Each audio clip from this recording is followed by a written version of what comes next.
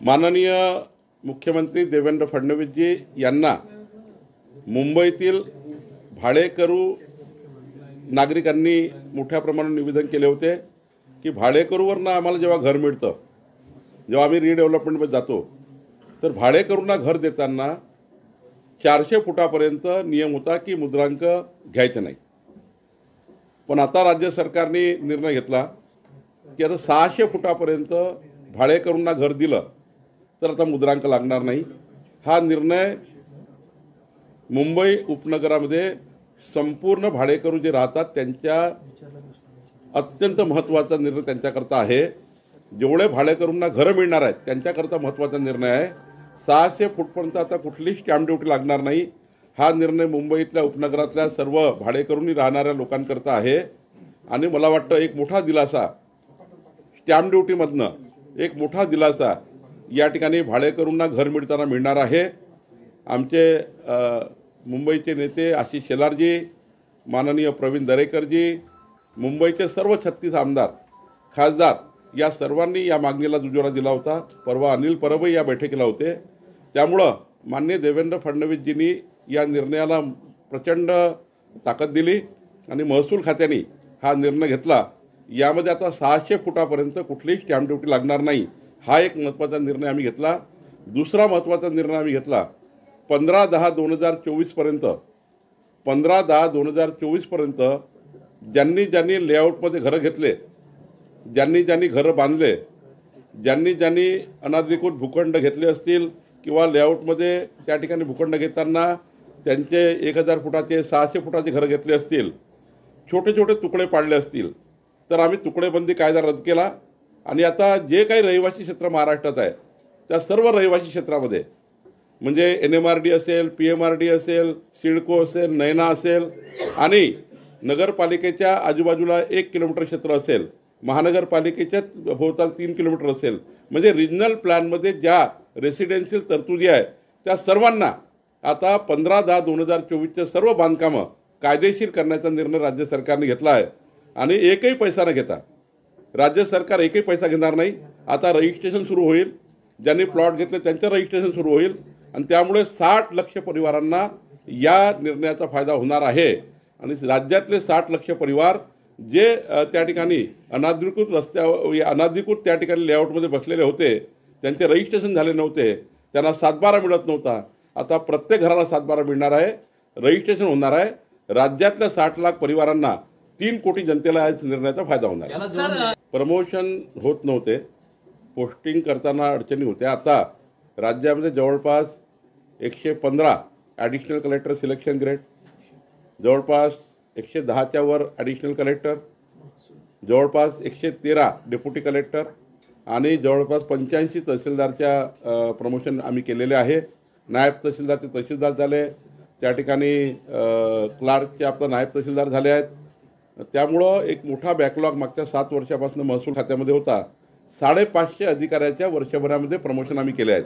त्यामुळं पहिला जेव्हा आमच्याकडे अधिकारी कर्मचारी नव्हते तेव्हा आम्ही रिटायर लोकांना घ्यायचो। आता आम्हाला पूर्ण त्या ठिकाणी आमची क्षमता आहे, त्यामुळे आता रिटायर लोक त्या ठिकाणी फार राहणार नाही। व्हर्टिकल 7/12 बाबत काही एक निर्णय येतोय का, काय नेमकं ते? या राज्यामध्ये व्हर्टिकल 7/12 योजना लागू होते आहे। आम्ही विधिमंडळासमोर येणार आहे, कायदा आणणार आहोत। एखाद्या प्लॉटवर उंच बिल्डिंग बांधली असेल तर ती बिल्डिंगचा जो जमीन आहे ती त्या मूळ मालकाच्या नावाने आहे आणि फ्लॅटची रजिस्ट्री झालेली आहे। अशा सर्व फ्लॅटना त्या जमिनीचा शेअर, ज्या जमिनीवर बिल्डिंग झाली आहे, ज्यांनी घर घेतलं असेल त्याचा शेअर जमिनीचा आणि प्रत्येक फ्लॅटचा प्रॉपर्टी कार्ड देण्याचा निर्णयाची कसा तो राहील याची समिती आम्ही तयार केली। अप्पर मुख्य सचिव ACS खारगे यांच्या अध्यक्षतेखाली समिती तयार केली आणि या मार्चपर्यंत आम्ही व्हर्टिकल 7/12 योजनेला त्या ठिकाणी अंतिम करू असं मला दिसत आहे। नागपूरमध्ये तुमचा जो प्रतिस्पर्धी पक्ष आहे काँग्रेसला मोठी गळती लागलेली आहे आणि काँग्रेसचे नेते जे आहेत सुनील केदार यांच्यावर विविध आरोप होत आहेत, अनेक लोक पक्ष सोडत आहेत। नाही, काँग्रेसमध्ये मी जेव्हा परवा वडेट्टीवारच्या सावलीमध्ये आणि ब्रह्मपुरीमध्ये पक्षप्रवेश झाले, परवा उमरेडमध्ये राजेंद्र मुळकच्या मतदारसंघात पक्षप्रवेश झाले, इकडे खाप्यामध्ये पक्षप्रवेश झाले, कनानमध्ये पक्षप्रवेश झाले। मी या सर्व जे पक्षप्रवेश झाले आधी आहेत त्यांच्या भावना मी विचारल्या त्यांचं म्हणणं असं आहे की आमच्या पक्षात समन्वय नाही, आमच्या पक्षात कुणाकडे जायचे कळत नाही, आमच्या पक्षामध्ये कोणी कोणाला विचारायला तयार नाही. काही तर लोक असे म्हटले, वडेट्टीवार नाना पटोलेचं तोंड पाहायला तयार नाही, नाना पटोले वडेट्टीवारचं तोंड पाहायला तयार नाही, दोघंही म्हणून सुनील केदार साहेबाला कोणी विचारत नाही, तिघंही म्हणून यशोमतीताईला कोणी विचारत नाही, चौघंही म्हणून सपकाळला कोणी विचारत नाही आणि पाचही म्हणून राहुल गांधीला कोणी विचारत नाही. त्यामुळे त्यांची परिस्थिती वाईट झाली आहे. त्यामुळे हा जो असमन्वय आहे पक्षामध्ये, जे काही त्यांची दरी पडलेली आहे, कार्यकर्ता संभ्रमात आहे. म्हणून कार्यकर्ता एक संघ मजबूत भाजपमध्ये पक्षप्रवेश करते आहे. या ठिकाणी आमच्या पक्षामध्ये कार्यकर्त्याला प्रोटेक्शन आहे, कार्यकर्त्याला बोलता येतं, कार्यकर्त्याला चर्चा करता येतं. काँग्रेस पार्टीमध्ये कुणाकडे जाऊ हा प्रॉब्लेम आहे आणि त्यामुळं भाजपामध्ये पक्षप्रवेश होतात आहे. मी आपल्याला जबाबदारी सांगतो, 2029मध्ये महाराष्ट्रामध्ये सर्वात छोटी पार्टी काँग्रेस राहील अशी परिस्थिती काँग्रेसची आहे. मुंबई महापालिकेची निवडणुकीची जबाबदारी अजितदादांनी नवाब मलिक यांच्यावर दिली आहे. त्यामुळे भाजपमध्ये नाराजी असल्याचं सांगण्यात येतं. शेलार यांनी ती नाराजी त्यांच्या पक्षातला निर्णय काय करायचा त्यांचा अधिकार आहे. त्यांनी कोणाला जबाबदारी द्यायची त्यांना आम्ही डिक्टेट करू शकत नाही. पण जे काही नवाब मलिकांना अजितदादांनी त्यांच्या पक्षात घेतला आहे, त्यांच्यावर असलेले आरोप प्रत्यारोप विचारात करून किंवा जे काही त्यांच्यावर गुन्हे दाखल झाले याचा विचार करून अजितदादा योग्य निर्णय घेतील. पण त्यांच्या पक्षाचा निर्णय घ्यायचा अधिकार त्यांना, आम्ही त्यांना डिक्टेट करू शकत नाही. अजितदादा योग्य निर्णय करतील. उरणमध्ये भाजपनं उर्दूमध्ये प्रचारपत्रक छापलेले आहे असा आरोप वारिस पठाण यांनी केलेला आहे. मोदींचा फोटो त्यावर आहे, देवेंद्रजींचा फोटो त्यावर आहे, उर्दूत आहे प्रचारपत्रक उरण नगर परिषद. कधी कधी जो मुस्लिम उमेदवार आम्ही उभा करतो, आता खरबीमध्ये मुस्लिम उमेदवार उभा केला आहे, तो आपल्या धर्मामध्ये मुस्लिम समाजामध्ये प्रत्येकाला समजलं पाहिजे मी उमेदवार आहे, मी कमळाचा उमेदवार आहे. याकरता स्थानिक लेवलला तिथला जो उभा असलेला उमेदवार काही पत्रकं आपल्या मुस्लिम भाषेमध्ये उर्दू भाषेत छापतो. त्याला तुम्ही कसं मनाई कराल?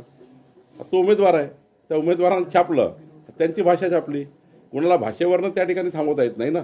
आणि त्यामुळे मला वाटतं की तिथल्या उमेदवारांनी केलेला तो प्रचार आहे. मुंबईमध्ये अंधेरी रेल्वे स्टेशनवर धर्मांतराचा एक प्रकार समोर आलेला आहे. एक व्यक्ती जो होता एका मुलीचं धर्मांतर करताना व्हिडिओ सोशल मीडियावर मोठ्या प्रमाणात व्हायरल झाला आहे. अशा अनुषंगाने राज्यात नाही, याच्यामध्ये तर आम्ही भूमिकाही कडक आहे. कोणी धर्मांतराकरता प्रवृत्त करणे, धर्मांतर करण्याकरता प्रवृत्त करणे हे योग्य नाही. जो असेल त्याला कडक कारवाई, आणि यानंतर कुणाची हिंमत होणार नाही धर्मांतरण करण्याची. याचंही त्या ठिकाणी आमचं पाऊल कडक आहे आणि याकरता तुम्हाला मार्चच्या अधिवेशनात दिसेल की आम्ही या ठिकाणी कडक पाऊल घेतलेलं आहे. बाहेर मोठ्या संख्येने शिक्षक आपल्या भेटीसाठी आले. मागील 9 महिन्यापासून त्यांचा पगार थकीत आहे, त्यामुळे पगार मिळावा नाही, मी त्यांच्याशी चर्चा करणार आहे. त्यांचं निवेदन घेऊन मंत्री महोदयाशी बोलणार आहे.